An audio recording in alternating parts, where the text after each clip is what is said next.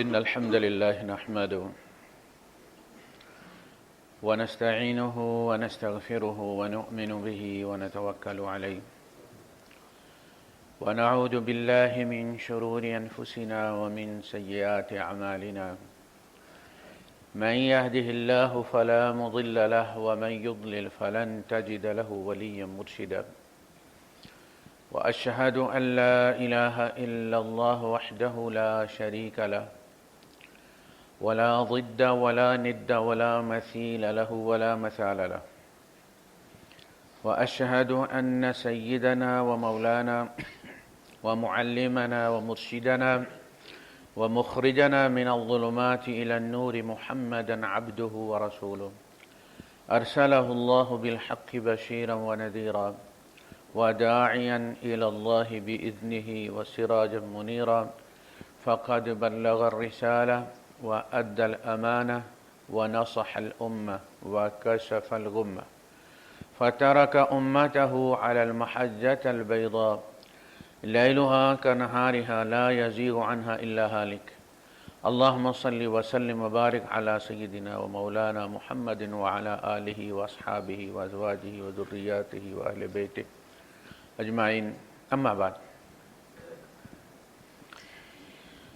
ہم اس دنیا میں کسی مشن پر بھیجے گئے،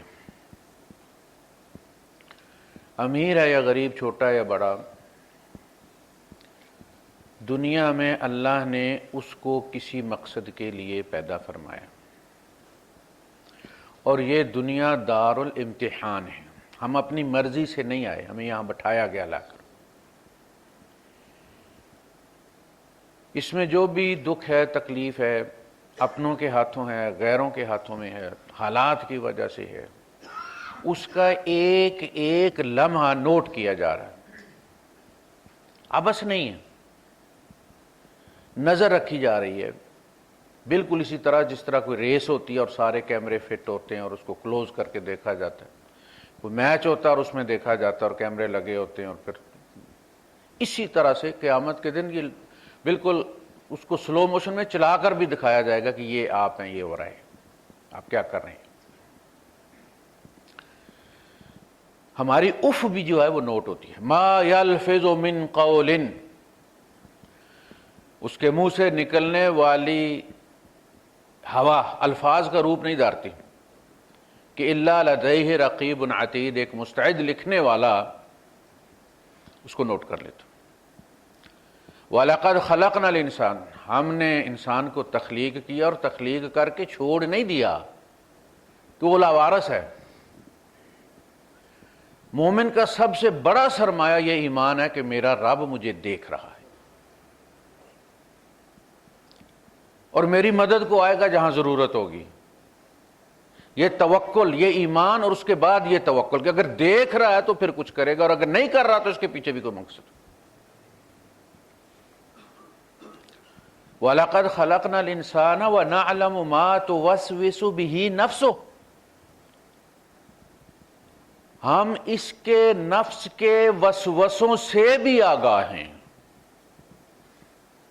یہ اصل میں جواب ہے ان فلسفوں کا کہ جن کا سامنا کرنا پڑا مسلمانوں کو جب انہوں نے یہ یونان اور یہ ایرانی علاقے فتح کیے، تو یہاں کے فلسفے آئے سامنے، اور پھر خدا کے بارے میں کہ خدا نے کیسے بنائی، اور وہ تو ایک لطیف جوہر ہے، اس کا کوئی وجود نہیں ہے، کوئی مادی، تو ایک بس خیال ہے، تو اس نے کائنات بنا دی، لیکن چلانے کے لیے اسے مادی ہاتھ چاہیے تھے۔ یہ ہمارے یہاں صوفیاء کے یہاں بھی ہے کہ اللہ کو اتنا منزہ کیا انہوں نے، صفات سے اتنا پاک کیا کہ چھوڑے ہی کچھ نہیں، بے نیاز، کیا ضرورت ہے اسے چلانے کی، ہم کو اس کی ضرورت تھوڑی ہے۔ اس کے بعد تنزلات ستہ ہیں، پھر 6 سٹیپس نیچے آیا ہے۔ پھر ہندوؤں میں بھی یہی ہے، یہ جو نیچے بھگوان ہے نا، جو آسمان والے اس پربھو کے اوتار ہیں، ان کی شکلوں میں وہ آتا ہے۔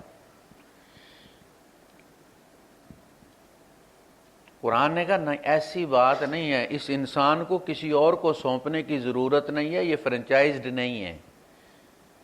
درخت کا ایک پتا بھی ہمارے حکم، یہ تو جاندار ہے، ارادہ رکھتا ہے، ہم درخت کا پتا بھی ہمارے حکم کے بغیر نہیں گرتا. ہم بیج کے اندر جو تری ہوتی ہے اس سے بھی واقف ہیں،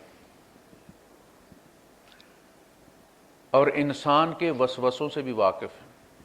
جب وہ حق اور باطل کی جنگ اپنے سینے میں لڑ رہا ہوتا ہے کہ پانی ڈالوں نہ ڈالوں، ملاوٹ کروں نہ کروں، اتنا نقصان ہو جائے گا، فلاں ملاوٹ سے بیچ رہا ہے، میں نے خالص بیچا، وہ جنگ جب اندر چل رہی ہوتی ہے تو وہ رب دیکھ رہا ہوتا ہے. دیکھو کون جیتتا ہے، ایمان جیتتا ہے یا بے ایمانی جیتتی ہے، رحمان جیتتا ہے یا شیطان جیتتا ہے. اللہ نے ہمیں بڑے اعتماد کے ساتھ اتارا ہے، مومن کو ابلیس کے مقابلے میں بڑے چیلنج کے ساتھ اتارا ہے. وَنَحْنُ أَقْرَبُ إِلَيْهِ مِنْ حَبْلِ الْوَرِيدِ، اور ہم اس کی رگے جاں سے بھی قریب ہیں. فَلَوْلَا إِذَا بَلَغَتِ الْحُلْقُومَ، پھر جب یہ جان ہنسلی میں آ کے پھنس جاتی ہے گلے میں، خڑخڑاٹے چلتے ہیں، پھر وَأَنْتُمْ حِينَئِذٍ تَنْظُرُونَ، اور تم اس وقت دیکھ رہے ہوتے، میں کوئی ڈاکہ نہیں مار رہا، تمہارے سامنے تمہارا بیٹا، تمہارا باپ، تمہاری بیوی، تمہاری والدہ، تمہارے سامنے چل رہا جو جا رہا. تو ہم نحن اقرب الیہ منکم، اس وقت ہم تمہاری نسبت اس کے زیادہ قریب ہوتے ہیں. ولکن لا تبصرون، مگر تم دیکھ نہیں سکتے، تم نہیں دیکھ سکتے، اسے پتہ ہے. فلولا ان کنتم غیر مدینین، دین کہتے ہیں قرض کو، مدین وہ ہوتا ہے جو مقروض ہوتا ہے، جس نے کسی کا قرض دینا ہوتا ہے. فلولا ان کنتم غیر مدینین، اگر تم مقروض نہیں ہو کسی کے، یہ جان کسی کی نہیں تھی، تمہاری تھی. ساری زندگی یہی جنگ رہتی ہے نا میری، کام تمہارا ہوگا کیا جب تمہاری جان ہی تمہاری نہیں ہے. ایک بھینس آپ کی نہیں ہے تو اس بھینس کا دودھ آپ کا کیسا ہو جائے گا؟ یہ جان ہی تمہاری نہیں ہے، اس کی کمائی تمہاری کیسی ہو جائے گی پھر؟ فلولا ان کنتم غیر مدینین، اگر تم اس جان کے مقروض نہیں تھے، کسی نے تمہیں ادھار نہیں دی تھی، ترجعونہا ان کنتم صادقین، اس کو واپس لوٹا لو اگر تم سچے ہو تو. ڈاکٹر ہو نا تم، اسپیشلسٹ ہو، اور جس چیز کے اسپیشلسٹ ہو اسی مرض میں تمہارا باپ مر رہا ہے، ترجعونہا، لوٹا کے دیکھ. یہ آج تک ہم نے رکھا ہے اسے، یہ چیلنج ہے. ترجعونہا ان کنتم صادقین، اگر تم اس دعوے میں سچے ہو کہ یہ جان تمہاری جان ہے تو لوٹا لو. 60 سال ہم نے رکھا ہے، تم ایک رات رکھ کے دیکھو. میاں محمد صاحب نے کیا نقشہ کھینچا ہے، آئی جان شکنجے اندر جوں بیلن وچ گنا، رو نو کہ اج رو محمد، وہ جو رو نکلتی ہے نا اس میں سے گنے کا جوس، کاش کی منت کرو اس جوس کی کہ آج اس گنے میں رہ جائے. رو نو کہ اج رو محمد، اس رو کو بولو کہ آج کا دن اس گنے میں رہ جاؤ. اج رویں تا منا، آئی جان شکنجے اندر جیوں بیلن وچ گنا، رو نو کہہ اج رو محمد، اج رویں تا منا. اللہ پاک یہی کہہ رہا ہے، ترجعونہا ان کنتم صادقین، ایک رات رکھ کر دیکھو اسے اگر تم سچے ہو کہ یہ تمہاری، یہ تمہاری نہیں ہے، تمہیں دی گئی تھی. اس کی حیثیت اس آنسر شیٹ کی سی ہے جو تمہیں کمرہ امتحان میں فراہم کی جاتی ہے اور جس پہ تم نے اچھا یا برا، غلط یا صحیح لکھنا ہوتا ہے. یہ جان تمہیں دی گئی ہے، اس سے تم نے دنیا میں لکھنا ہے، اس کی جو صلاحیتیں دی گئی ہیں ان میں تم نے نیکی یا بدی کرنی ہے. اس کا رزلٹ نکلا تھا. اور جب کوئی کمرہ امتحان میں بیٹھا ہوتا ہے تو وہاں مار کٹائی نہیں ہے، گالی گلوچ بھی نہیں ہے. یہ سب کلاس میں ہوتا ہے، ماسٹر مارتے بھی ہیں، گالیاں بھی دیتے ہیں، باہر بھی کھڑا کر دیتے ہیں.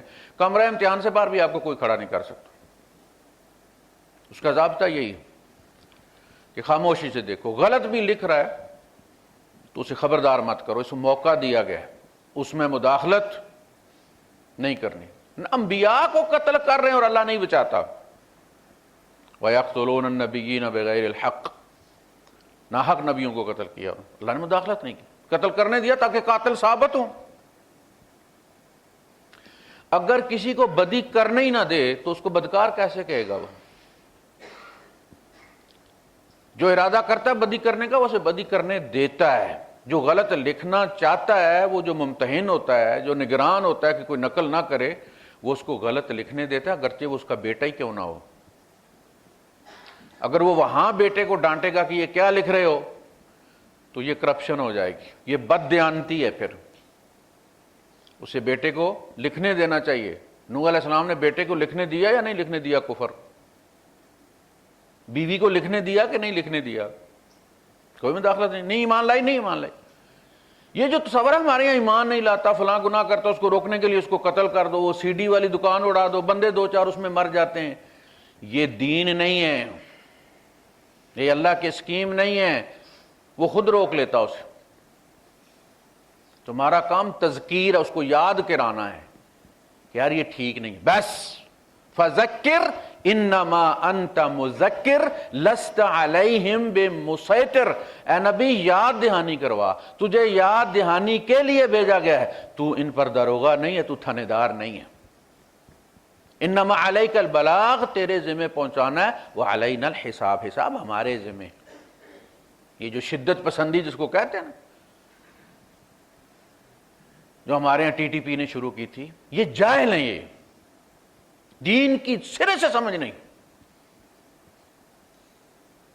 وہ نہیں مداخلت کرتا۔ نبی نے طلاق تک نہیں دی بیوی کو کفر پر، نہ لوط علیہ السلام نے دی، نہ نوح علیہ السلام نے دی، عذاب میں ماری گئی۔ منت کی ابراہیم علیہ السلام نے باپ کی، یا اباتی یا اباتی یا اباتی، گالی نہیں دی۔ باپ نے نکالا تو کہا سلام علیکم ساستغفر لک ربی، آپ پر سلامتی ہو، میں اپنے رب سے آپ کے لیے استغفار کروں۔ تو یہ جو لوگ کہتے ہیں جی وہ فلاں ظلم ہوا جی، فلاں لڑکی کا ریپ ہو گیا جی، خدا کہاں تھا جی، تم یہ کہتے ہو خدا ہے، فلاں ایڈنگ ہے، بھائی خدا اس طرح مداخلت کرنے لگے، کسی کو بدی نہ کرنے دے، تو پھر دنیا میں بھیجا ہی کس لیے تھا؟ سیدھے اٹھا کے جنت والے جنت میں بھیج دے، جہنم والے جہنم میں بھیج دے۔ ہم کوئی اس کے علم سے باہر نہیں ہے، اسے پتہ ہے ہم میں سے کس نے جہنم میں جانا ہے، کس نے جنت میں جانا ہے، اسے ہمارے پیدا ہونے سے پہلے پتہ تھا۔ لوگ بنا کر جانتے ہیں، اس نے جان کر بنایا ہے، ہمیں سے سب کو اسے پتہ ہے۔ اس نے دنیا میں ہمیں بھیجا تاکہ ہم اپنا آپ ثابت کریں۔ جس طرح کسی بچے کو دے کے وہ مولوی صاحب کہہ دیتے ہیں، حافظ صاحب کے، اس بچے نے کوئی نہیں جے پڑھنا، دو چار دن کے بعد تجربہ ہو جاتا نا اسے، وہ کہتے بھائی صاحب لے جاؤ، انہیں ٹائم ضائع نہ کرو، انہیں کوئی نہیں جے پڑھنا۔ باپ کہنے جی نہیں رکھ، وہ کہتا ٹھیک ہے رکھتا، رہنے تو میرا کیا ہے، جہاں 150 بچہ پڑھ رہا ہے یہ بھی پڑھتا رہے گا۔ اور پھر جب وہ مہینے بعد، سال بعد، 2 سال کر رہا ہے، وہ حافظ صاحب بچہ چلتا ہی نہیں پہ آگے، تو کہتے میں نے پہلے دن آپ کو کہہ دیا تھا نہیں چلتا، یہ تو میں نے ثابت کرنے کے لیے اس کو رکھا ہوا تھا تاکہ آپ کو پتہ چلے کہ میں سچ کہہ رہا تھا۔ اللہ نے ہمیں اس لیے پیدا کیا ہے کہ اگر کوئی جنت میں جاتا ہے تو اس کے پلے کوئی جنت والی چیز ہو، اور جہنم میں جاتا ہے تو دکھانے کے لیے ہو کہ یہ خود اپنے کرتوتوں کی وجہ سے جا رہا ہے، میرے علم کی وجہ سے نہیں جا رہا۔ وہ اللہ کا علم ہے، ہم عمل کی وجہ سے جہنم میں جائیں گے، ذالک جزاؤہم بما کنتم تعملون۔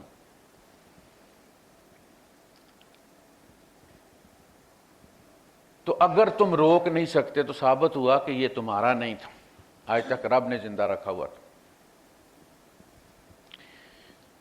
فَأَمَّا إِن كَانَ مِنَ الْمُقَرَّبِينَ، تو اب یہ جو مر گیا تمہارے ہاتھوں میں، دیکھنا کیسی سورہ واقعہ ہے، کہتے ہیں اس کو پڑھنا چاہیے،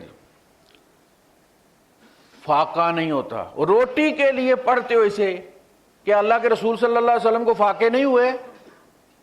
حضور نہیں پڑھتے تھے سورہ واقعہ؟ پھر فاقے کیوں ہوئے؟ روٹی کے پیچھے سورہ واقعہ پڑھنی ہے۔ یہ صورت بہت ہے، اس میں دنیا اور آخرت کا نقشہ کھینچ کر رکھ دیا اللہ پاک۔ تو اب جو مرا ہے تمہارے ہاتھوں سے نکل گیا، تم نہیں روک سکے، اگر تو وہ ہے مقربین میں سے، فاما ان کان من المقربین، مقربین میں سے ہے، فروح و ریحان، موج ہی موج۔ روح و ریحان کا مطلب یہ ہے، یعنی میں کیا بیان کروں تمہیں، موج ہی موج اس کی، وجنت نعیم، اور نعمتوں والی جنت۔ اس کا مطلب ہے یہ نعمتوں والی جنت سے پہلے کوئی اور بڑی چیز ہے جس کا اللہ پاک نے ذکر کیا۔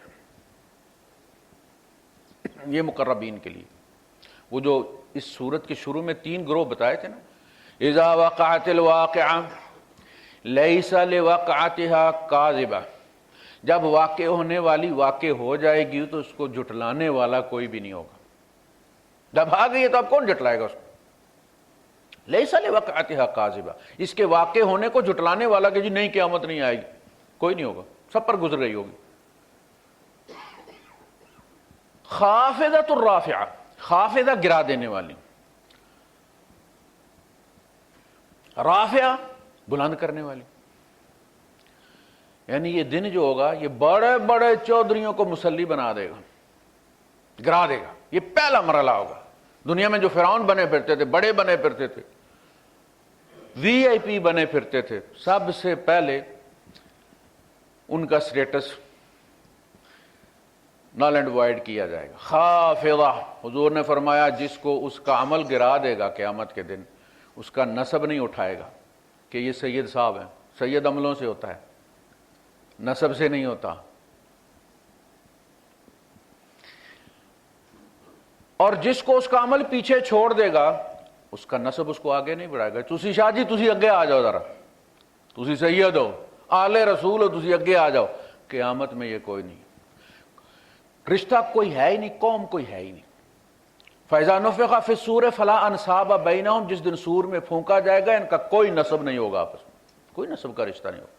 ایز اے انڈیویجول تم کیا ہو، کھڑے ہو جاؤ بتاؤ۔ میرے والد صاحب ڈی آئی جی تھے جی، وہ میرے دادا جو تھے وہ آئی جی تھے جی، اور میرے پردادا جو تھے جی فلان۔ بھائی تم تو اس وقت ڈاکے میں پکڑے گئے ہو نا، تم اس وقت ڈاکو ہو۔ فلان صاحب بینہم یومئذ، اس دن نہ نسب کا رشتہ ہوگا، ولا هم یتساءلون، اور نہ ان سے پوچھا جائے گا کہ آپ کی قوم کیا ہے، یہ کہا جائے کہ آپ کے پاس کیا ہے۔ فاما ان کان من المقربین، وہ جو مرا ہے وہ ان 3 میں سے کسی ایک کیٹیگری میں ہے۔ سٹارٹنگ میں کہا تھا 3، وانتم ازواج ثلاثہ، تم 3 جوڑوں میں بٹ جاؤ گے۔ دنیا میں ڈھیر ساری قومیں ہیں، ہم تو 2-4 قوموں سے واقف تھے، فیس بک پہ آ کے تو قومیں دیکھی، یعنی اتنی قومیں ہیں یقین کریں جتنے سر کے بال ہیں، عجیب عجیب۔ ہمارے گاؤں وہی راجہ چودھری ملک صاحب، بٹ صاحب ڈار صاحب، خواجہ صاحب، بس بات ختم ہو جائے۔ کوئی بنگش ہے، کوئی آفریدی ہے، لیکن وہاں تو پتہ چلتا ہے کہ ہر بندے کی، آپ جتنے بندے اتنی ذاتیں ہیں۔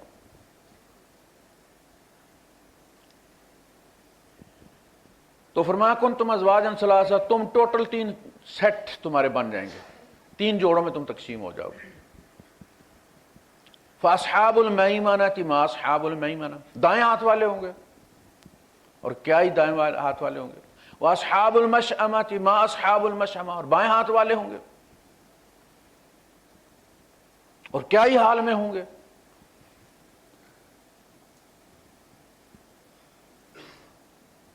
اور جو آگے نکل جانے والے ہیں وہ سابقون السابقون، تیسرا گروہ ہے۔ چونکہ یہ تھوڑے ہیں لہذا یہاں ان کا ذکر تیسری جگہ پہ کیا جا کے،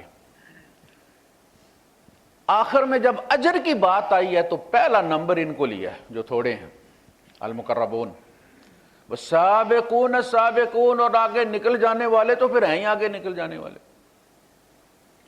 یہ وہ تھے تھوڑے ہیں، اب بھی بہت تھوڑے ہیں، کہ جنہوں نے ٹوٹلی اپنے آپ کو اپنے رب کے سپرد کر دیا۔ نہ شادی داد سامانے، نہ غم ورد نقصانے، مال ملے تو خوشی نہیں ہوتی، غم آئے نقصان ہو تو غم نہیں ہوتا۔ وہ یہ دیکھتے ہیں کہ اس میں رب کس دینے پہ خوش ہے، انکار نہیں کرتے، لینے پہ خوش ہے، غم نہیں کھاتے۔ نہ شادی خوشی کو کہتے ہیں، لیکن اب جو شادیاں ہوتی ہیں ان میں دونوں ہی تتے توے پہ کھڑے ہوتے ہیں، لڑکی والوں کا بھی کچھ نہیں رہتا، لڑکے والوں کا بھی کچھ نہیں رہتا، قرضے ہی نہیں اترتے 10-20 سال۔ یہ شادی نہیں ہے۔ شادی تو ہوا ککھ نہیں لگتا تھا، مکھانے ہوتے تھے، چھوارے ہوتے تھے، شادی ہو جاتی تھی، اللہ خیر صلی۔ نہ شادی داد سامانے، نہ غم آورد نقصانے، با پیش ہمت ما ہر چ آمد بود مہمانے۔ میرے ایمان کے سامنے ان میں سے جو بھی آئے میں اسے مہمان کی طرح ڈیل کرتا ہوں، اچھے طریقے سے ڈیل کرتا ہوں کہ یہ رب نے بھیجا ہے، اور اس کو رخصت کر دیتا ہوں۔ یہ بہت تھوڑے لوگ ہیں، بہت تھوڑے لوگ، اور یہ وہ ہیں جو سابقون اور آخر میں مقربون، جنہیں جنت سے بھی کچھ لینا دینا نہیں۔ اس لیے وہاں جب ان کی جزا کا ذکر کیا تو فرمایا روح و ریحان و جنت نعیم، جنت نعیم ان کے لیے بونس ہے، انہیں نہیں چاہیے، رب دے رہا ہے، انہیں صرف رب کی رضا چاہیے، بس تو راضی رہے۔ وہ رابعہ بصری کے جو اقوال ہیں وہ اس کی نشاندہی کرتے ہیں۔ اے اللہ، اگر میں اس لیے نماز پڑھتی ہوں کہ مجھے جنت ملے تو جنت مجھ پر حرام کر دے، اور اگر میں اس لیے گناہ سے بچتی ہوں کہ میں جہنم سے ڈرتی ہوں تو جہنم مجھ پر واجب کر دے۔ اے اللہ، میں نمازیں اس لیے پڑھتی ہوں کہ تو ہے ہی سجدوں کے قابل، تو سجدے کی اجازت نہ دیتا تو دل پھٹ جاتے ہمارے۔ اللہ اگر پابندی لگا دیتا مجھ سے محبت نہیں کرتے، یہ لوگ تڑپ کے مر جاتے۔ ہوتا نا جی، چھوٹی ذات والا بڑی ذات کی کڑی سے شادی کی وہ پیار محبت کرے تو مروا دیتے ہیں، وہ توہین سمجھتے ہیں۔ اگر خدا اس کو مار دیتا جو اس کی محبت کا دعویٰ کرتا تو زمین پہ پھر یہ لوگ رہتے نا۔ یہ اس کا شکر ہے کہ کہتا ہے مجھ سے محبت کرو کرو، کوئی بات نہیں، اور مجھ سے ہی محبت کرو، پھر جس سے بھی محبت کرو میری محبت کے لنک سے کرو،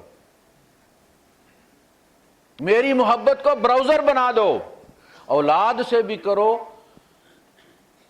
تو اس طرح کرو کہ اگر وہ تم سے میرا قانون توڑوانا چاہے تو نہ توڑوا سکے، تم کو نہ پتر ہے، یہ نہیں ہو سکتا، تو مجھے پیارا ہے لیکن رب سے زیادہ پیارا نہیں ہے۔ یہی امتحان دیا تھا ابراہیم علیہ السلام نے، جب دل میں کھب گیا تو خواب دکھایا، ذبح کرتے ہوئے لٹا لیا، فرمایا اللہ تجھے پتہ ہے مجھے پیارا ہے لیکن تجھ سے پیارا نہیں ہے۔ یہی امتحان ہے دنیا میں، یہی آتے ہیں، یہی معاملہ بیویوں کا ہے، یہی معاملہ وطن کا ہے، یہی معاملہ مال کا ہے۔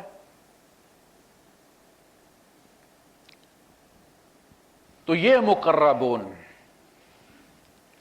والسابقون السابقون اولئک هم المقربون، یہ اصل میں مقرب ہے۔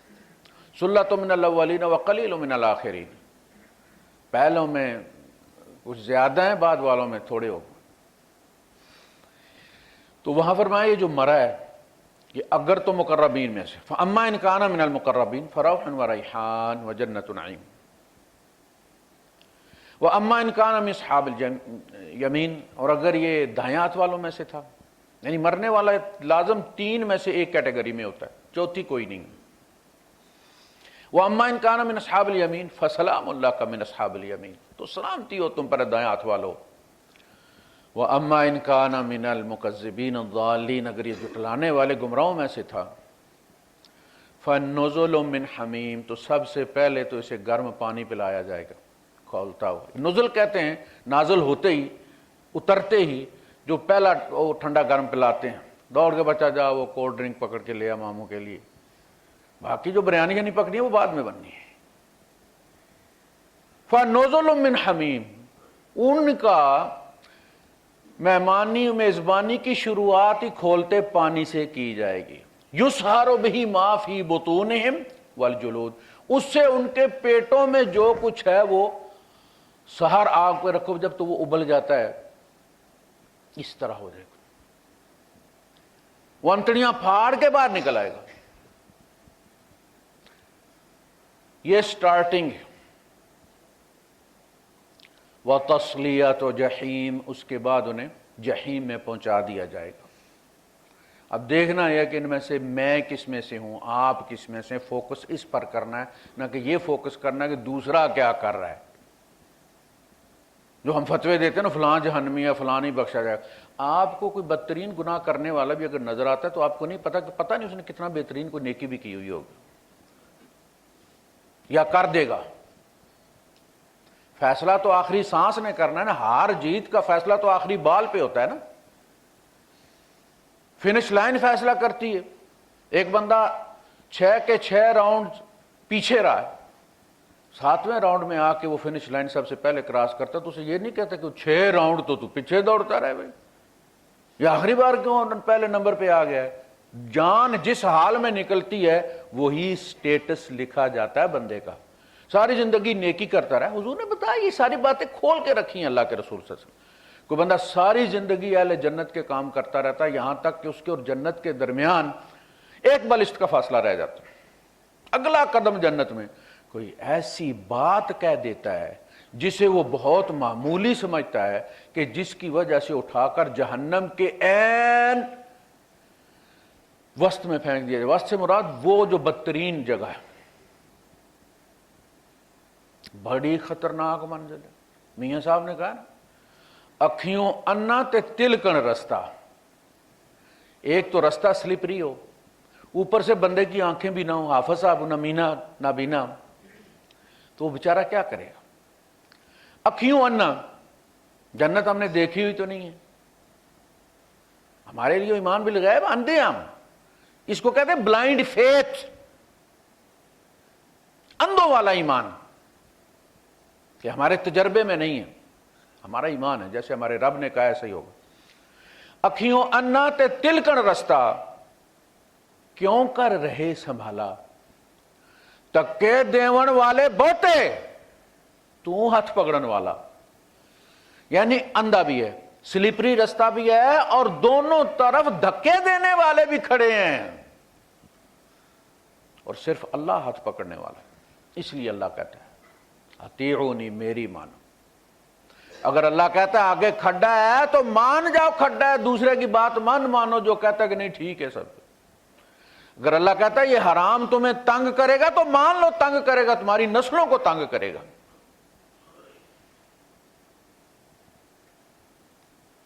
تو ہم ان تینوں میں سے کسی ایک پہ ہیں۔ حضور نے فرمایا اہل جنت کی جو کہ ساری زندگی اہل جنت کے کام کرے گا، دنیا گواہیاں دے گی، یہاں تک کہ جنت اور اس کے درمیان ایک بالشت کا فاصلہ ہوگا، ایسی بات کرے گا اسے کوئی اتنا بڑا نہیں سمجھے گا، منہ سے ایسا کلمہ نکال دے گا۔ رب بادشاہ ہے، وہ ہمارا مقروض نہیں ہے ہمارے سجدوں کا۔ یہ ذرا سی بے نیازی، یہ ہماری عبادتیں ہیں نا، جتنی ہم عبادت کرتے ہیں اتنی زیادہ بریک کی ضرورت ہے، اتنی زیادہ احتیاط کی ضرورت ہے کہ کہیں وہ تکبر میں کوئی ایسی بات نہ کہہ جائیں کہ وہ ساری اٹھا کے ہمارے منہ پر مار دی جائے۔ دوسری جانب فرمایا کہ کوئی شخص اہل جہنم کے کام کرتا ہے، ساری زندگی کرتا رہتا ہے، یہاں تک کہ اس کے اور جہنم کے درمیان ایک بالشت کا فاصلہ رہ جاتا ہے، بس مرنا ہے اور جہنم میں جانا ہے۔ کوئی ایسی نیکی کر جاتا ہے کہ اٹھا کے جنت کے وسط میں، یعنی جو بہترین مقام ہے وہاں اسے ڈال دیا جاتا ہے۔ اس بندے کے بارے میں مت پریڈکشن کیا کریں کہ کون جہنمی اور کون جنتی ہے۔ فلا تزکوا انفسکم، تم تزکیے کے فیصلے نہ کرتے پھرا کرو کہ کون جنتی ہے کون جہنمی ہے، هو اعلم بمن اتقى، وہ اچھی طرح جانتا ہے کون کتنا نیک۔ ہم یہی کہتے ہیں بڑی محنتیں کیتیاں نے انہوں نے، پھر جا کے ان سے بچے مانگتے ہیں ہم لوگ، یہ بہت بڑا وائرس ہے یہ کہ فلاں بڑا نیک تھا۔ تمہیں کیا پتا جس کو تم سمجھ رہے ہو کہ خدا نے سب لوگوں کی تقدیر اس کے ہاتھ میں دی ہے، کس بات پہ وہ پکڑا جائے گا، تمہیں کیا پتا۔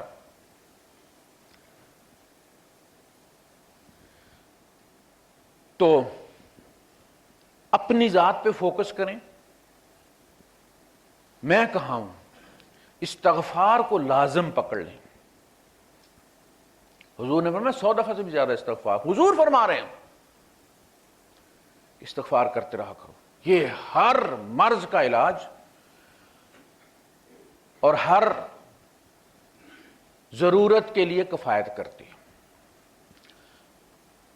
انستغفروا ربکم انہ کان غفارا یرسل السماء علیکم مدرارا ویمددکم باموال وبنین ویجعل لکم جنات ویجعل لکم انہارا، اولاد بھی دے گا، مال بھی دے گا، فصل بھی اچھی ہوگی، تم اس سے استغفار کرتے رہا کرو۔ تو ہم یہاں امتحان دینے آئے، ہمارے ساتھی چن چن کے اٹھائے جا رہے ہیں۔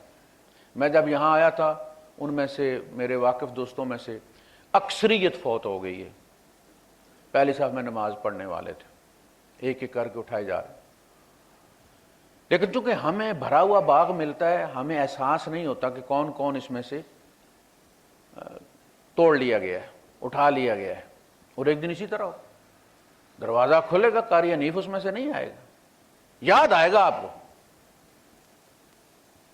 لیکن ہوگا نہیں۔ کتنے دوستوں کے ساتھ ہم گئے ہیں، جا کے غسل دیا مردوں کو، اور اگلی بار وہی جو ساتھ گیا تھا اس کا غسل دے رہے تھے ہم۔ وقت تھوڑا ہے، زیادہ گزر گیا، تھوڑا باقی ہے، یوں سمجھ لیں کہ 6 راؤنڈز گزر گئے، 7واں راؤنڈ جاری ہے، اور ہم نے اسی میں جو ہے وہ شیطان سے جیتنا ہے اور جنت میں جانا ہے۔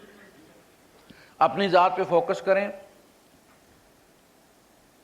وَأَنفِقُوا خَيْرًا لِأَنفُسِكُمْ، اولاد کی فکر ہے، بیوی کی فکر ہے، ان سب کی اپنی فائل ہے، ان کا رزق ان کے رب نے ان کی فائل میں لکھا ہوا ہے۔ ہم ان کو غریب بھی چھوڑ کر جائیں گے، اگر امارت لکھی ہوئی ہے تو اللہ پاک ان کو کروڑ پتی بنا دے گا۔ آپ بھی فکر ہو جائیں، ان کا رب ہے، ہم مر رہے ہیں، ان کا رب اور ان کا رازق ہے، وہ موجود ہے۔